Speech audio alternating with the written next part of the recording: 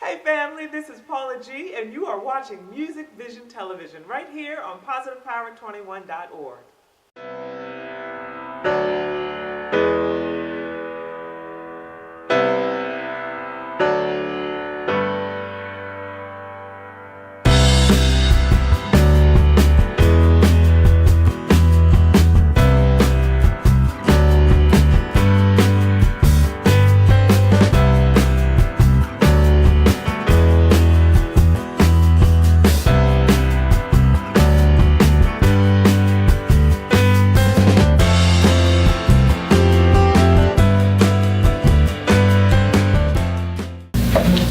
Action. Hey family, welcome to My Journey. I'm your host, Paula G, and today on the journey with me is recording artist Jawanah Connor. How are you, love? I'm good. How are you? I'm good. You bearing this cold weather here? Yes. It's cold for me because I'm from Atlanta. Yeah, I'm used to it. I'm tired of it. You used to it. Yeah. Tired of it, but you're used to it. Definitely. So share with the audience a little bit about your journey through music, how it got started, and your journey to where you are now. Basically, it started with just singing in church. Mm-hmm. My grandfather, he had a group, and he's from down south. Okay. So basically, it started with my grandfather, and then my mother was a praise and worship leader. Oh, okay. And so my grandmom, she would play, and we started out in the Baptist church. She would play, she played during, I guess you would say during praise and worship. Then they didn't call it praise and worship. Right. But it was before the pastor preached. She would get me, a whole bunch of my cousins together, and we would have to sing before the pastor preached. Mm-hmm. And at that time, I was about maybe 7. Wow. Somewhere around there. So, and then. So it was just ingrained in you. It was kind of, I just kind of remember just singing. Yeah. Yes, it wasn't something that. Like y'all are going to church, right. You're going to get up there and you're going to sing. Yeah, basically, that's how it was. And kind of when we grew up, it's kind of like you just did it. Yes. But I enjoyed doing it. So it wasn't something that was like a chore for me. Mm-hmm. So, and I always tell this story every time, but my mom told me that one time, but it was me, my mother, and my brother, and we were in the kitchen. Mm-hmm. And she said I was 2 in the high chair. And we were singing, my brother and I, we were singing a duet that they used to play on the radio. Yeah. And my mom told me that at that time I told him that he was singing the wrong part. So you were how old? 2 years old? So yeah, I said, you're singing the wrong part. So she said from then she knew that it was something that I was going to love to do. Yeah. It's like brushing your teeth. Yeah, for you. Definitely. We had a guest earlier and he was saying that music has been such a part of his life that, when you have a gift, you don't realize it's a gift, right? Because it's your norm. Exactly. Everyone else is like, ooh, look at this 2-year-old singing, but it's your norm, so you don't realize that it's a gift that you have, and one that the seeds are planted so early in your life, and it just grows with you as you grow as well. So we started in church, and we were singing in church, and as we went through school, how did that manifest? In school, I can recall being in kindergarten. I was about 5 or 6 for kindergarten, first grade. I remember my music teacher, and we used to do talent shows. We used to perform for like spring concerts, Christmas concerts, and I remember my solo was "If I Had a Hammer," and that was like a real famous, it's an old song. So she allowed me to sing that, and I remember her saying, she's like, you're really going to be a singer. Like I just remember singing, on stage. Yeah, she let me sing, and it stayed in my memory. So just coming up in school, I really didn't enjoy the music in school, that style of music. But where I grew up, that's the kind of music they sung. Right. So it was kind of like choral music. It was what we had to pick from. Right. So when I was allowed to sing in church, it was like my favorite time to sing because that was the style that I loved. Right. So, do you feel like the music that you maybe were singing that you didn't particularly enjoy? Was it a struggle to sing that music as well, or because you had such a love for music, even though I don't like the style, I just have a love for music and I just want to sing? Yeah, it was basically that. I just, it was the only thing I had to pick from in school. So I said, I'm just going to enjoy what we have. Right. And all my choir teachers, I can remember them, just giving me solos. Like I did the Pointer Sisters. Mm-hmm. I'm So Excited was one of them. Right. And I remember one of my teachers saying, Jawanah, just take it to church. And I was in like 7th or 8th grade when he said it. And I was like, okay, I got that. I can do that. So it was just, I just made it my own. Yes. Even though I didn't like the style, I just made it my own. Right. So. And therein lies the gift, because you made it your own. Right. You made it your own. Awesome. So what were some of the other things that you enjoyed doing when you were in school? Were you a student? No, I wasn't always an A student. No, I wasn't a trouble child. Praise God, I wasn't, because I was too afraid of my mom, so I was a trouble child. Right. We just respected our parents coming up. That's just what it was. Mm-hmm. It's the era we came up in. Yeah. So no, I wasn't a trouble child, but I loved sports. Mm-hmm. When I was in high school, I ran 4 years of track. Oh, okay. Yeah, I did high jump. I did hurdles, the 400, the 100 hurdles. Some of the field events. Yeah, 400. Well. I didn't do any of the field, just the high jump. High jump. Mm-hmm. I ran the 400. And I also enjoyed competition cheerleading coming up as a little girl. Okay. So I did some tumbling, right.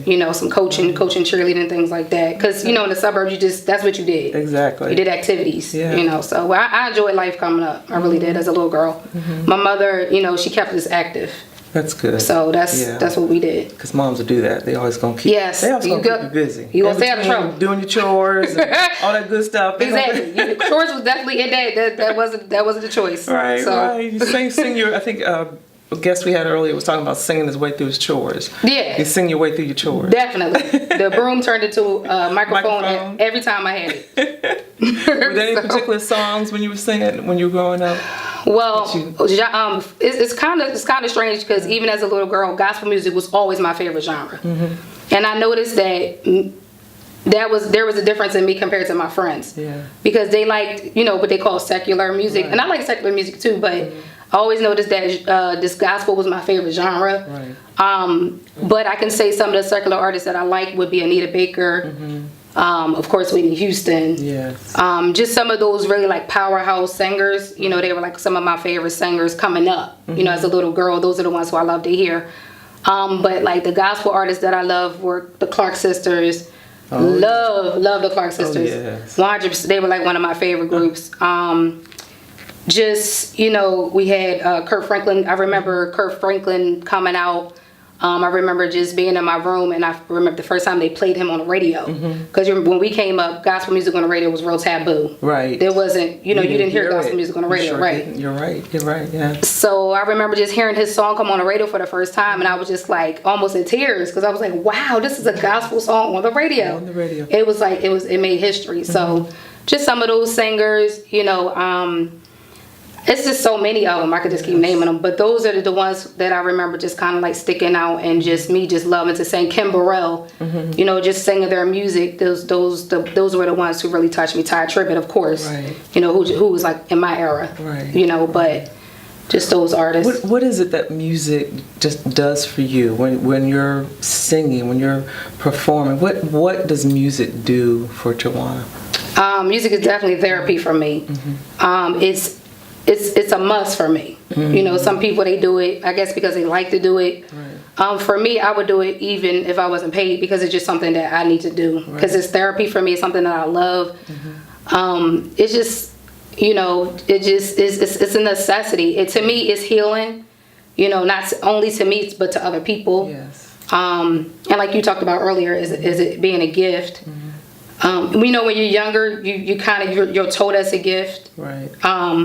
But it wasn't until I got older that I realized that it was a gift, and I didn't want to take it for granted. Right. I understood the value. The value, yeah. Mm-hmm. The power and the value that God, and the responsibility, right. That got placed in my life. So, yeah. Mm-hmm. So the performing, the recording, how did that all come about? I think around about 18 years old. Mm-hmm.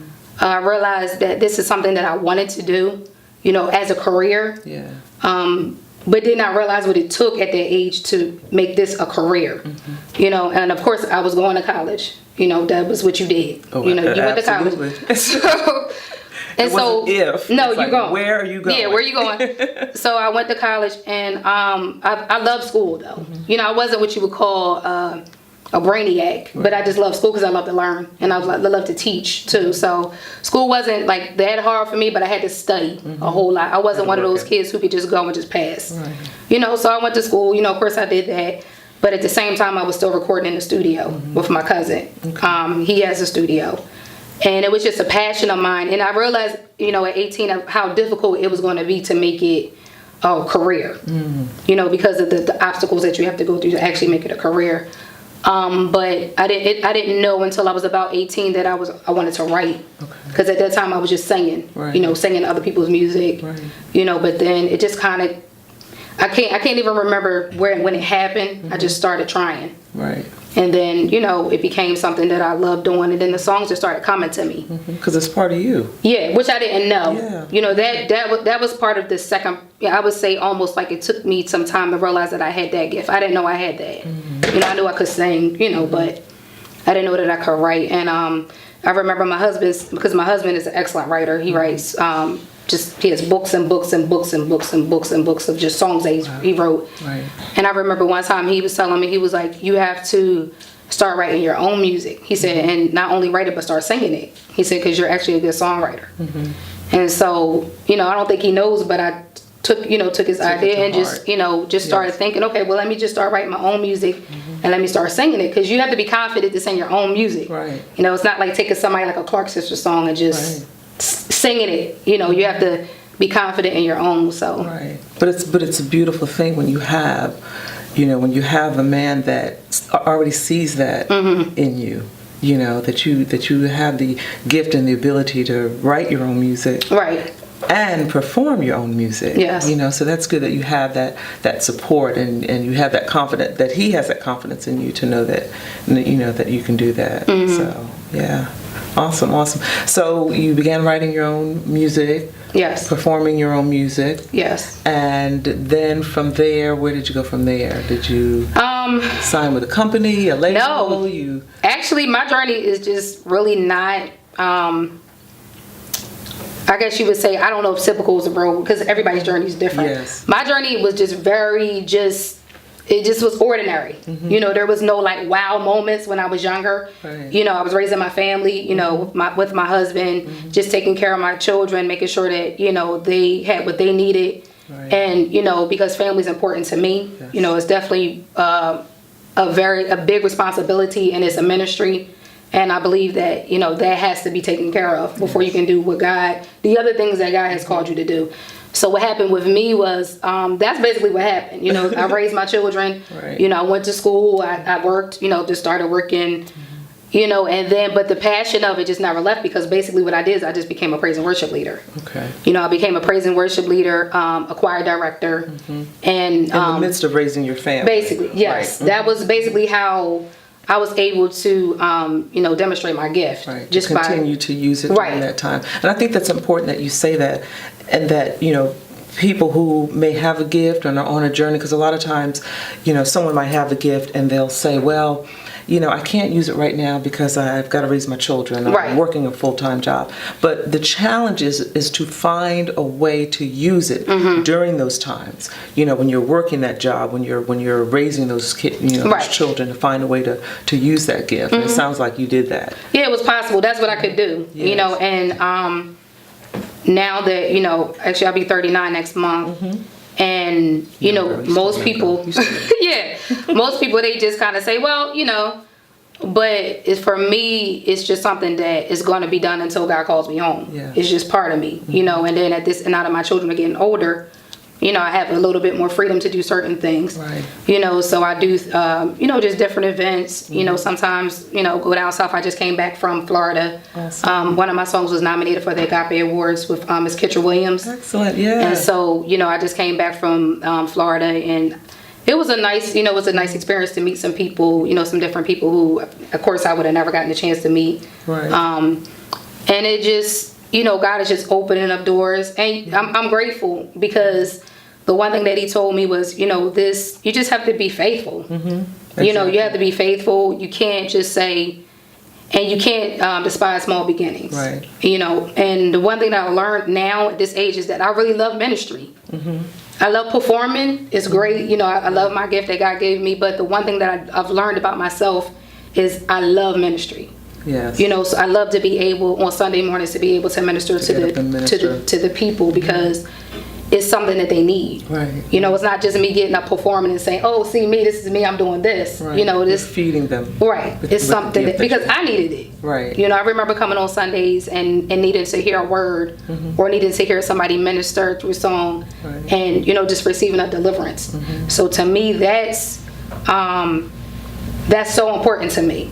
So if God never gave me a grandiose, you know, award, Right. you know, $1 million, it's cool with me, because I'm like, you know, I love ministry. Right. You're using what He's given. Yeah, you. I love to do that, and that's something that I'm always going to do. So share with us some of your current projects, some of your current songs that you're promoting. Yes. Well, one of the songs that we just did is "I'm So in Love with You," and that was a song that I actually wrote a long time ago. I was like probably 18, somewhere around there, when the words came to me. Oh my gosh. I actually used it at my wedding when I married my husband. I revamped the words to fit him. Right. So I walked down the aisle to that song. And so one thing I do is I like to remix my songs. Yeah. I'll remix them and change them and hear different things, because you're different, you know, as you grow, it changes. Right. So that was one of the songs that is just dear to my heart. My oldest daughter, who is a musician, she composed it. And so when I hear it, it just... So that legacy is continuing. Wow, yeah. I mean, the first time I heard her, because she was in her room, because when I first did it, it had different music to it. And it's kind of funny how God can just give you ideas and say, take that same song. Remember that the words that I gave, you can use that, because it fits. You know, it was beautiful. She was in her room one day, and she was playing, and I was in my room, and I was just like, I heard it. And I was just like, wow, it just really hit my heart. And I was just like, oh my goodness, this song is beautiful. And she just kept playing. And then I remembered the words, and I came in, and I started singing. She was playing, I started singing with her. And that is my favorite, absolute favorite song. Absolute. And it probably will always be my favorite song, because when you love God and you know, you love Him, it's like, it's a passion. There's something that permeates. So what do you see down the line as far as new projects, or where would you like to go with your music? I really enjoy collaborating with the youth. It's something that I've noticed that I love doing. I work with children all my life, just my education. And one of my daughters is a dancer. She's a ballerina, she's studying, and a lot of times she'll dance at my shows. And I love the fact that we could collab with the young, you know, children, because coming up in church, that's how we learned. Right. You know, we didn't go to voice lessons, or, you know, our parents didn't put out a whole bunch of money for us to learn how to sing. Right. It was we learned in the church, right? But it was but the thing that's important for people to know in church now is what you do now. You don't realize what you're producing. You understand what I'm saying? And that's the thing that, you know, coming up in church, I think we've gotten away from that. Right. And so God, that's another conviction that I have, you know, is that I would not have this gift if it had not been for church. Right. You know, if I didn't have that foundation. Yeah, the place to display it. You understand what I'm saying? Not so much that I couldn't just sing at home, but the fact that I was able to display it, perfect it, embarrass myself, you know, get up there and just miss notes and forget word. You know, those that's part of the process. Right. That's part of the growth. Exactly. That's you have to do those things in order to get better. Right. And had it not been for the people, the ministers, the pastors, the teachers, who took the time to say, you know, Jawanah, that's good, but this needs work. Right. You know, constructive criticism. You know, these children, these are the things that we need to do with our kids so that they'll be prepared. How does it feel as a mom? You've seen your child perform. You know, do you see yourself in her? Yeah. Yeah, I'm like, wow. I'm like, you got some of the stuff I don't like about myself, and some of the stuff I do like about myself. Like holding that mirror up. Yeah, she's talented. Yeah. I mean, she's a composer. She goes to Baltimore School for the Arts. She can read music. Excellent. She plays the keys. She plays the drums. She likes to work the boards in the studio. So she's just well-rounded. Yeah. So when we did "I'm So in Love with You," she went in the studio and worked the boards. Wow. While she's only 17. Wow. So just to see that, you know, my one daughter, she's an actor. She's very gifted in just being able to just give her a script, she reads it and she memorizes it. Just has it. And you know, my baby girl, of course, she's a dancer, and my son, he's an athlete. Right. So he likes to sing a little bit, but you know, he's really into the sports. Him and my husband, you know, my husband coaches, and so they bond in that way. Right. You know, and that's so important. But just family, right? Just so important on this journey. And you know, it sounds like you have your priorities straight. Right. Family is important. Yes. You have your gift. You're using your gift, and you have figured out how to kind of intertwine it as you continue this journey. It's definitely difficult. I would say it takes time to learn the balance. Right. Because you know, you don't. To me, I notice in families, like, you don't ever want your children to be jealous of what you're doing. You know, you don't ever want them to feel like, you know, that's more important than they are. But then at the same time, you know, when God speaks to you and you know that he's speaking to you, right. We have to be careful of idols. Yes, that's true. And you know, that's the one thing that God spoke to me. He said, you know, you have to be careful of idols, and your family can be an idol too. Right. Your children, your husband, your job, your car, you know, whatever you make an idol, he gave all of that to you. And if he wants to take it away from you, he can. He can. You know, so, and I'm very, you know, very aware of that. Right. So it's very, for me, you know, one thing I've always learned is you don't play with God. You know, people play with a whole lot of other people. But you don't play with God. But no. The gifts he's given you and everything that he's poured into your life. Yeah. Well, we're going to continue our journey, and we're going to listen to some music by Jawanah Connor. This is My Journey with Paula G.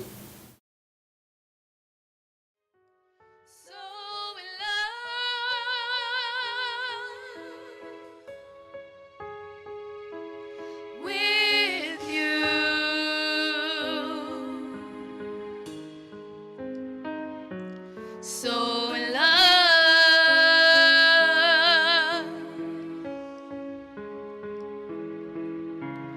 I'm so in love with you.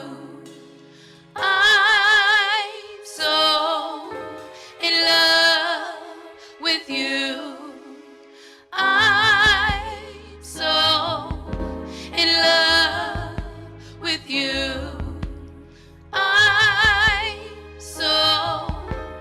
love with you. You are the lover of my soul. I'm so. You are the captain of my sea. I'm so.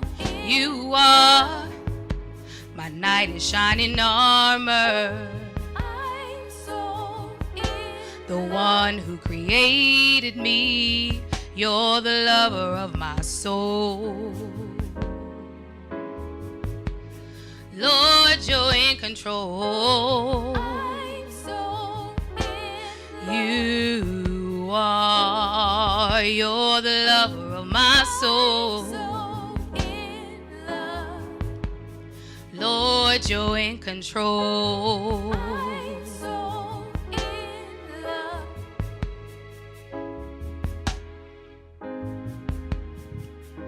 No one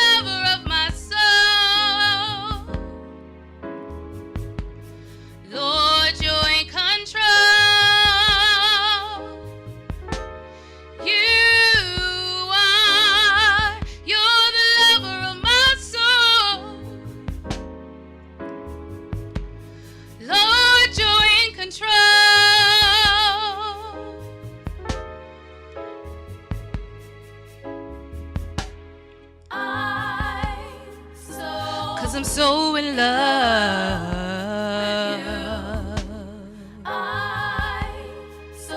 Cause I'm so in love.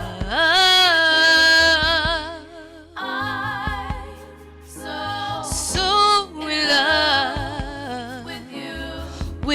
with you. 'Cause I'm so in love with you. You reach to the inner core of me. You give me so much liberty. You never see the bad in me. You only see the good in me. You put that fire inside of me. We have striking chemistry. You help me fulfill my destiny. And that's why I can see you're the lover of my soul. Lover of my soul. Man who's in control. Man who's in control. Lover of my soul. Lover of my soul. Man who's in control. Man who's in control. Man who's in control.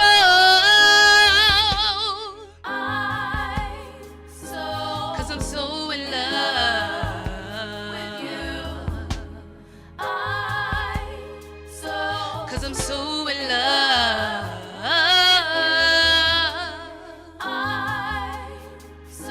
So in love with you. 'Cause I'm so in love with you. I'm so in love with you.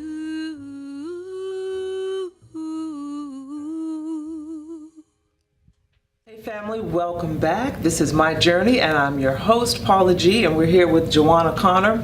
And we just listened to an awesome performance, which was awesome, absolutely awesome.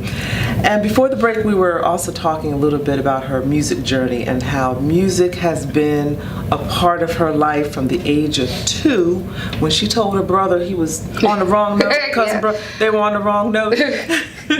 So music has always been a part of her life, and she shared with us just how it has just meshed and gelled into her journey through school, elementary school, middle school, high school, and while she was raising her family, how she continued to keep music as a part of her life. And now that her children are a little bit older, her journey has shifted, her journey has changed a little bit in regard to her music ministry. So we're going to continue the journey talking about her music, but right now we're going to talk a little bit about her testimony and what that has looked like along her journey. So share with us what has been or is your testimony.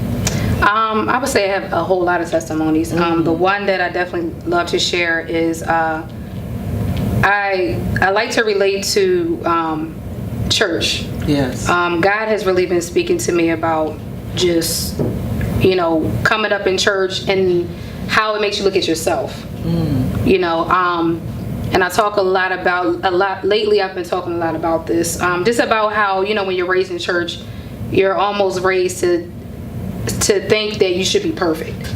Yes. And so God has dealt with me about that just in my journey. I know, I speak to my husband a lot about it. And I would call myself churchy. And I would say that he's more like an intellectual type of person. And a lot of times he would say,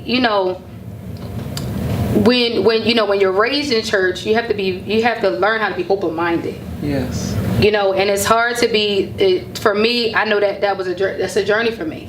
Because if you're raised in church, kind of raised by the law, and you say, okay, well, you shouldn't do this, you shouldn't do that, you shouldn't do this. That's your foundation. Yeah, that's your foundation. So it's almost like breaking your foundation, right? And rebuilding. Exactly. And so the tradition that was in me, I knew was not going to be good for my journey.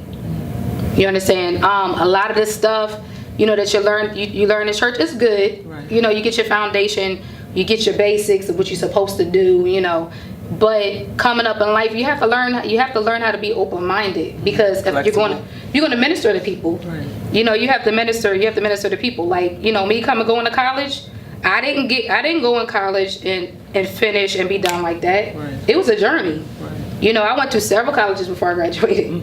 It wasn't, and a lot of times when you don't do stuff perfect the way you think it's supposed to happen, you kind of feel like, I'm not living up to what the standards that have been set of what it's supposed to do. There's a standard, and I learned that it's not really there. Right.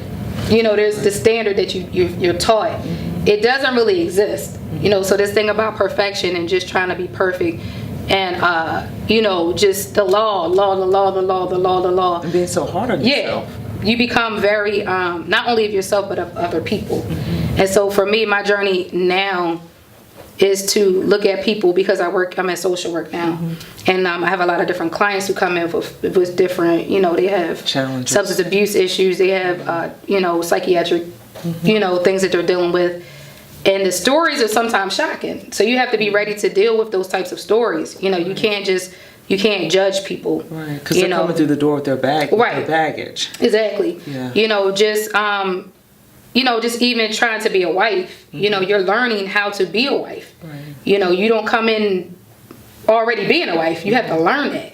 And, for me, I know that was a process. I was nowhere near ready to be a wife. Right. To know what I was supposed to be doing. Yeah. So it's these things that we learn. You had a patient man. Oh yeah, I loved you. He's probably like, look, girl, but no, but these are the things that you're learning. Yeah. And that has to be taught. It's a journey. As you go along the way, you learn what you should do, what you should not do. So you all have been married for, I would say 15 years. Okay. Yeah. So. And which is a beautiful thing nowadays, because there are marriages that don't last 15 minutes. Exactly. So and I always, couples who've been married more than 10, 15, 20 years, I always like to ask them to share what you feel has been or is the successful key or keys to your marriage. What has helped your marriage to grow? And I realize there are challenges. Oh, definitely, yeah. I would say, I think the main thing that we have in common is family. You have to have, two people have to have something in common. And I think that the thing that we have in common is family. And when you focused on that, you can learn and you can grow. Right. But you have to have some, you have to have that common factor. Right. I'm also learning that, a person is going to be them. You're going to be you. And that's the good part about it. You learn how to bring those together. Right. So just family, just learning how to keep and just communication also, which is extremely difficult. Just learning how to communicate. Yeah, and trying to talk to one another, because I know me, I'm not the best communicator. But I'm learning that you have to learn how to communicate. You have to learn how to talk. Even with your children, right. You have to have some type of open mind, and that's the one thing I love about my husband, because he's with kids. He sits down and he listens to stuff, and I'm just like, well, I don't know if I agree with that. That's me. I'm like, I don't know, I don't know if I agree with that. Yeah, that's you're a little open minded. I'm kind of like, we're gonna talk about this later, because I'm not really, Right. But just the balance. The children, they need it. And just also just navigating, like you said earlier, just trying to balance out, what should I do today? What should I not do today? Right. If you see the discipline. Yeah, the discipline. Just if you see something, when you see a need, you should meet it. You can't ignore needs. Like, I saw my son, he's getting older, and he's going to another level. Right. And I noticed, I was like, okay, well, I put the time into the girls, and now my son is getting to that level where it's like, Mom, I'm gonna need some extra help. So it's just, when you see the need, you have to meet it. You can't ignore it. Right. And sometimes you want to ignore it because you're tired. Right. You're like, I'm just not going to do it. But when you see that has to be met, you have to make room for that. And that's, I would say that's a part of my testimony, because it's not always easy to do that. Right. You have to be able to put yourself to the side. Right. It's not about being selfish. It's about learning that everybody else is important. It's just not about you. Family, to me, I think is key. It's key. It's a struggle, but if you want to do it, and you put your mind to do it, you can do it. Right. So I just love that. I just love that God, he just always continues to convict me in certain areas, because then I know that means I need to be better. Right. You have to keep you can't ignore what God points out in you. Right. You know, you have to say, okay, all right, Jawanah, this is what you need to fix. Right. You know, so you need to work on it. Mm-hmm. You know, you work on it and you get better and you get better. Because my mom was kind of like the mom that would say, yeah, Jawanah, you did good here, but you need to fix that. Right. You know what I mean? And that's kind of like how I was raised. So for me, constructive criticism, it follows me. Like God, for some odd reason, He always allows me to be in a place. To be in a place to constantly to work on myself. Right. And I think I can appreciate that now. You know, whereas before you kind of like, all right, God, all right, I got to fix this. All right, I got to fix that. I got to fix that. But I like the fact that He does that to me, because that means that I'm going to get better. You know, I'm not going to stay the same. I'm not going to be the same person. I'm going to evolve. Right. You know, and that's what it's about for me, to become who He's calling me to be. Right. Because if He says He creates you in His image, then you're going to be created in His image. In His image, that's right. And that includes that's everything. Right. Yeah. That's, you know, everything about you needs to be created in His image. So as you've grown as a woman, and as you've grown as a wife, you know, I'm sure there are times, like you were saying before, you know, I was saying your husband was probably patient with some of the things that you've grown as a woman, and you've grown as a wife. What has he meant to you in that growth process? He's funny. He probably doesn't know, you know, but he's the one who says you need to push yourself. Wow. You know, yeah, he's the one who says you can't be tired. Like, you know what I mean? Like, you have to. Gives you that. He's your rock. He's your rock. He's the one that says, and I'm like, okay, you know, sometimes I'm like, ugh. You know, but he's the one that says, you know, let's keep doing this. Let's keep moving. You know, let's keep, because we moved from Jersey to Atlanta to here. Was going to start a business in Atlanta. But I know it was God who shifted us here. Right. Winded up shifting here. You know, so he's the one who keeps the family together. Like the kid, you know, just, you know what I mean? You need that. You need somebody to say, you don't always need somebody to clap for you. Right. You know, you don't need that foundation. Yeah, you need somebody to say, yeah, people say, okay, you tell you about yourself. Right. You need somebody to say, you need to push here, you need to push there, you know, and I'm like, I appreciate that because it makes me better. Yes. You know, and I'm growing. And for me, my whole objective is to be in the image of God. Yes. And I know in order to be in that image, there's certain things that you have to exemplify. You know, coming up, they talked about character. Right. You know, in church, and this is another thing that God has been speaking and dealing with me is, you know, if anybody reads the word, they know that this is the end time. Yes. You know, and if you know about the church ages, we have like the Laodicean church age, which is the last church age, and it tells you what's going to happen in the last church age. Right. You know, we have children shooting up schools. You know, we have all these calamities going. Yeah, it's just so many themselves. It tells you that. Right. You know, so for me, it's not a surprise that these things are going on. Of course, we hate it. Right. You know, but the truth of the matter is, it's not going to get better. Right. If you read the word, it tells you that. And so you're just going to kind of. It's just going to. It's going to continue. Flow and flow. Yeah. What? Tell me what, as far as your music is concerned, and your career is concerned. What Dr. Fred Newsome has meant to you? Oh, definitely, Dr. Fred Newsome. Just him coming into my life. I was doing First Faces of Gospel, you know, which is something I was like, well, let me just try it, you know, let me just see, you know, what it's about. Right. And it was a platform for me to, present my music. And actually, the day that I got called to do the show, I was not even supposed to be singing that night. Somebody decided that I guess they weren't going to show up. And then the funny thing about it was, one of my friends called me and said, oh, I'm doing First Faces. Can you sing back? It was like the same night. Everybody kept asking me to do so. Can you sing background for me? Yeah, cool. You know, I'm not doing else. I come and sing background for you. She didn't show up. So the whole night was just all crazy. Everything just flowed in. It just was crazy. So, and then my daughter, I told you she's a dancer. We had to do something with her that day. So I was like, okay, we're going to take you here. You do whatever you got to do. Then we're going to go straight to First Faces. It was about a half an hour away from, I think it was in Windsor Mill at night or something. It was like a nice little drive. So I got there and didn't really prepare. You know, I'm always prepared because they say, be you also ready, you know, coming up to church. You never know when they will call you up. That's what they do to singers. Right. If you're not a singer, you've never had to go through this. But they will call you up at the last minute and do not care, right? So I always have something ready, you know, just like in my heart. And so they called me up, and I think Miss Marette Brown Clark was hosting that night. And she interviewed me that night. And I came and just sat down, you know, and Mr.